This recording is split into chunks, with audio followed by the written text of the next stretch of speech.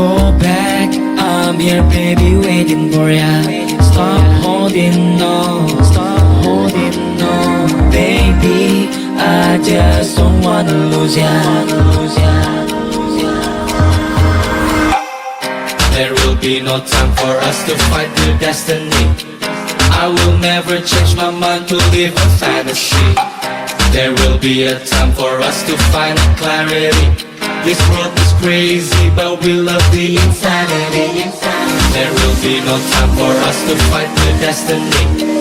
I will never change my mind to live a fantasy. There will be a time for us to find clarity. This world is crazy, but we love the insanity. Assalamualaikum warahmatullahi wabarakatuh. Thanks for the opportunity. My name Raras Devayanti, my study number 170. Okay, our group will present about managing ethic and social responsibility. And now, I will explain the material about what is managerial ethic. Ethic is difficult to define in precise way in a general sense. Ethic is the code of moral principle and values that governs the behaviors of a person or group with respect to what is right or wrong. Ethics sets standards as to what is good or bad in conduct and decision making. An ethical issue is present in a situation when the action of a person or organization may harm or benefit others. Yet ethical issue can sometimes be exceedingly complex. People in organization may hold widely divergent view about the most ethically appropriate or inappropriate action related to a situation. Managers often face situations in which it is difficult to determine what is right. In addition, they might be torn between their misgiving and their sense the duty to the bosses and the organization. Sometimes, managers want to take a stand, but don't have the backbone to go against others, bring unfavorable attention to themselves, or risk their job. Many companies and individuals get into trouble with the simplified view that choices are governed by either law or free choice. This view leads people to mistakenly assume that if it's not illegal, it must be ethical, as if there were no trained mind. A better option is to recognize the domain of ethic and accept moral value as a powerful force for good that can regulate behaviors both inside and outside organization. Thank you. Assalamualaikum warahmatullahi wabarakatuh. Thanks for the opportunity. My name is Farid Akbar Vilayati and my student number 175. I will try explain about the ethical dilemmas.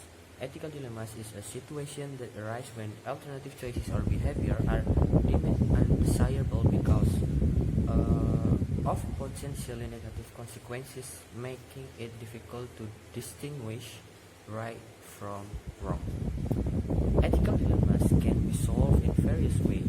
For example, by showing that the claimed situation is only apparent and doesn't really exist.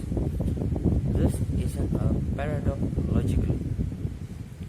Or that the solution, the ethical dilemmas involve choosing the greater good and lesser evil, as discussed in the value theory.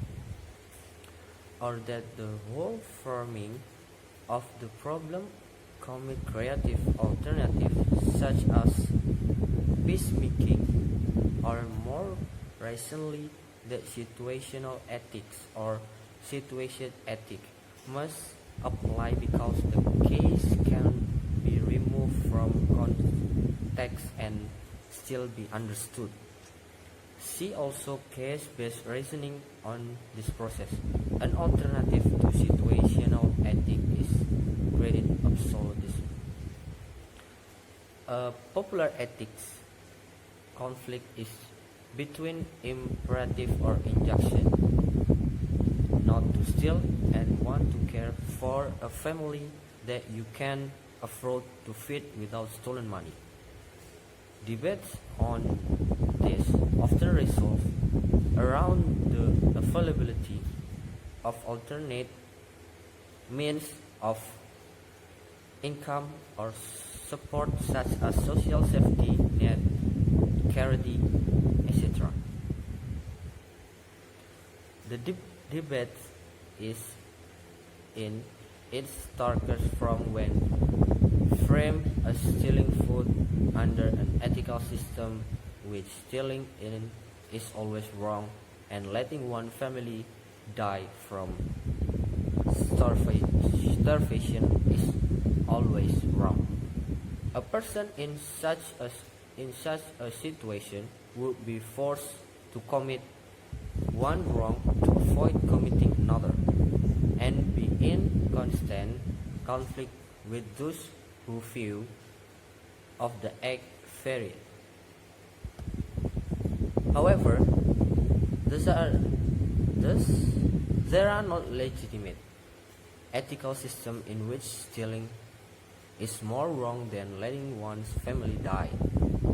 Ethical systems do in fact allow for and sometimes outline trade-off of our priorities in decision.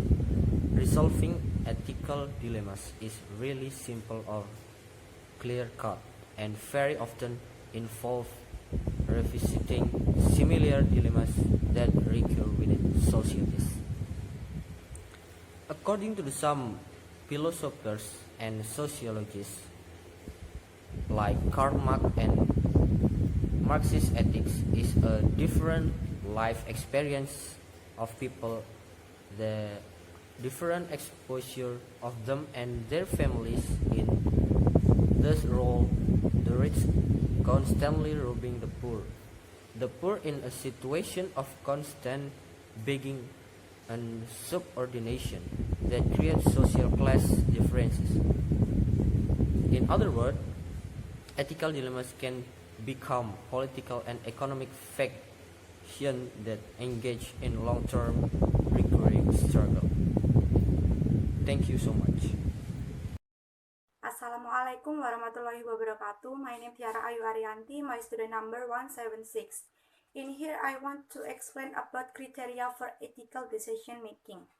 And first, utilitarian approach. Utilitarian approach, the ethical concept that moral behaviors product the greatest good for the greatest number. And number two, individual approach. Individual approach, the ethical concept that acts are moral when they promote the individual best long-term interests. Number three, moral rights approach. Moral rights approach, the ethical concept that moral decisions are those that best maintain the rights of those people affected by them. Thank you. Assalamualaikum warahmatullahi wabarakatuh. Thank you for the opportunity. My name is Alia Zaira Laili Putri and my student number is 179. I will continue the presentation from my friend about criteria for ethical decision making. Number 4 is justice approach. Is the ethical concept that moral decision must be based on standard of equity, fairness, and impartiality. And then three types of justice. Number one is distributive justice, the concept that different treatment of people should not be based on arbitrary characteristic. Number two is procedural justice, the concept that rules should be clearly stated and consistently and impartiality enforced. Number three is compensatory justice, the concept that individuals should be compensated for the cost of their injustice by the party responsible. Thank you. Thank you for the opportunity. My name is Fitra Amalia Wijaya. My student number 199. Manager ethical choice. Specific personality characteristic should as ego strike, self-confident, and a strong sense of independence. Might enable manager to make ethical choice despite personal. 3 level of personal moral. Level 1 pre-conventional, Level 2 conventional, Level 3 post-conventional. Thanks for the opportunity. My name is Almira Adina Latantri. My student number is 227. I will continue the presentation from my friend. Here, I will present what is corporate social responsibility. Now, let's run to the issue of corporate social responsibility. In one sense, the concept of social responsibility, like ethics, is easy to understand. It means distinguishing right from wrong and doing right. It means being a good corporate citizen. The formal definition of corporate social responsibility is management obligation to make choices and take action that will contribute to the welfare and interest of society as well as the organization. Next, organization stakeholder. From a social responsibility perspective, like organization view the internal and external environment as a variety of stakeholders. A stakeholder is any group within or outside the organization that has a stake in the organization performance. Each stakeholder has a different criterion of responsive because it has a different interest in the organization. For example, Walmart uses aggressive bargaining tactic with suppliers so that it is able to provide low price for customers. And later, the bottom of the pyramid. The bottom of the pyramid concept, sometimes called head of the pyramid, proposes that corporations can alleviate poverty and other social ills, as well as make significant profits by selling to the world's poorest people. The trim bottom of the pyramid refers to the more than 4 billion people who make up the lowest level of the world economic pyramid as defined by per capita income. Thank you. Assalamualaikum warahmatullahi wabarakatuh. Thank you for the opportunity. My name is Sarah Masita. My student number is 243. I want to presentation about the ethic of sustainability.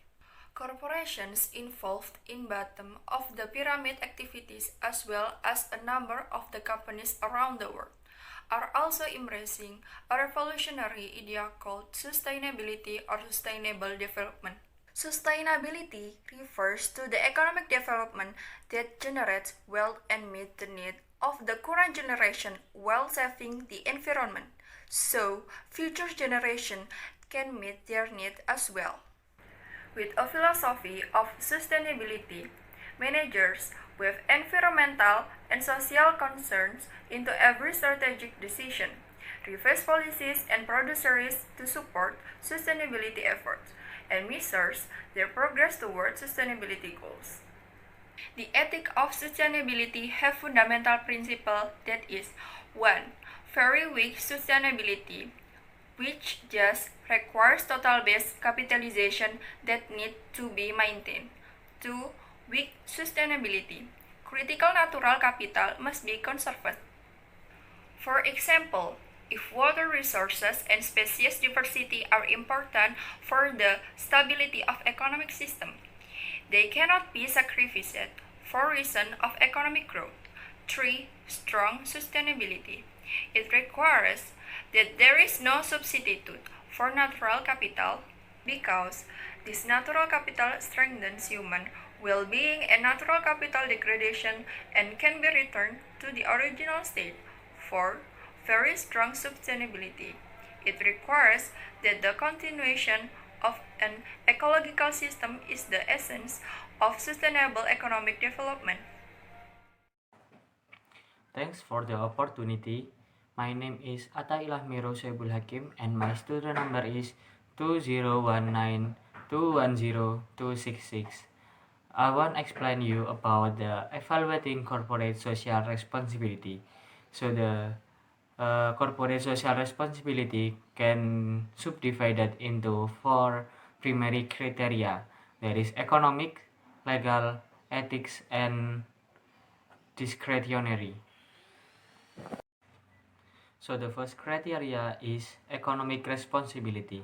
Economic responsibility is how to produce a goods and or services that society wants and how to maximize the profit for the owners and shareholders.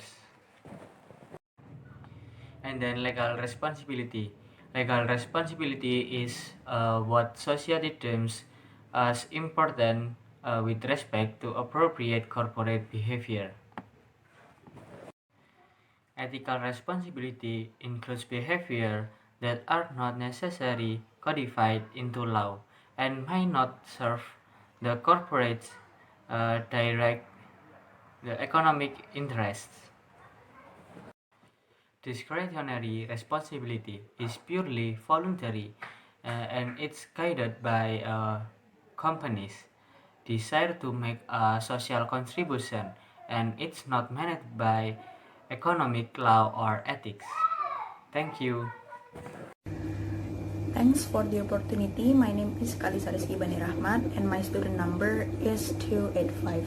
So right now I'm gonna tell you about the managerial ethics and social responsibility. So there is a saying that said, management is responsible for creating and sustaining conditions in which people are likely to behave themselves.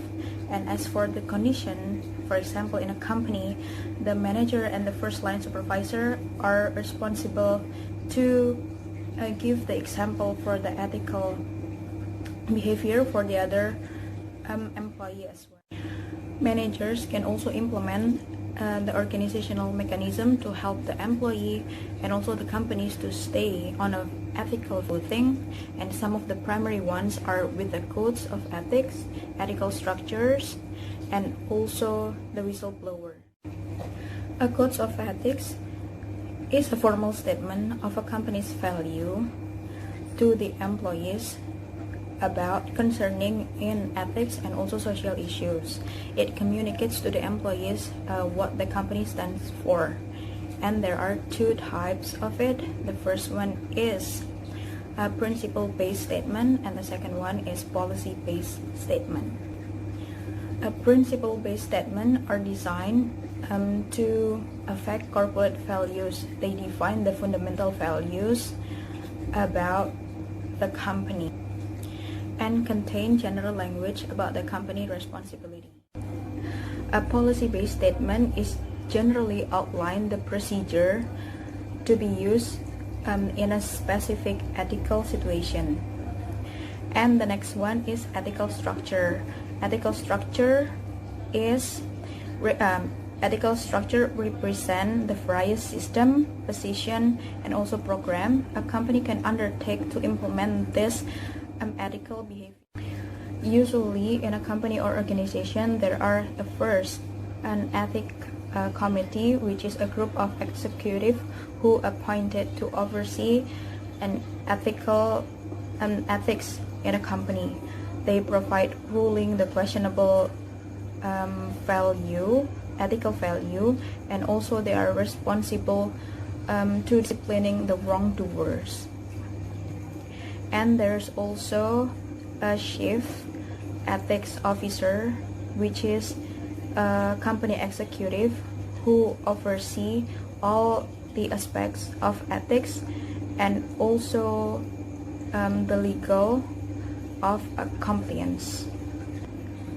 And the last one is ethics training, which is a program to help the employee to understand the ethic question and values and help them implement it in a daily behavior. And that's it. And for the next material, that would be explained by my next friend. Assalamualaikum warahmatullahi wabarakatuh. Thanks for the opportunity. My name is Tieta Answanita Aji. My student ID is 298. In here, I will tell about whistleblowing. Whistleblowing is an action by a person or several employees to divulge cheating, whether done by the company or its supervisor to another part. No organization can rely exclusively on code of conduct and ethical structures to prevent all the unethical behavior. Whistleblowing often report wrongdoing to outside, such as regulatory agency, senators, or newspaper reporter. There are two types of whistleblowing. There are internal whistleblowing and external whistleblowing. The next material is the business case for ethics and social responsibility. Most managers now realize that paying attention to ethics and social responsibility is as important a business issue as paying attention to cost, profit, and growth. In the United States, various stakeholders are increasingly pushing new reporting initiatives connect to sustainability movement that emphasize the triple bottom line of economic, social, and environmental performance. Companies are also making an effort to measure the non-financial factors that create value. Research finds, for example, that people prefer to work for companies that demonstrate a high level of ethics and social responsibility. This organization can attract and retain high-quality employees. A study by Walker Research indicates that price and quality being equal to third of customers say they switch brands to do business with a company that is ethical and social responsibility. 70 enlightened companies realize that integrity and trust are essential elements in sustaining successful and profitable business relationship with an increasingly connected web of employees, customers, suppliers, and partners. Although doing the right thing might not always be profitable in the short run, many managers believe it can provide a competitive advantage by developing level of trust that money cannot buy. Thank you.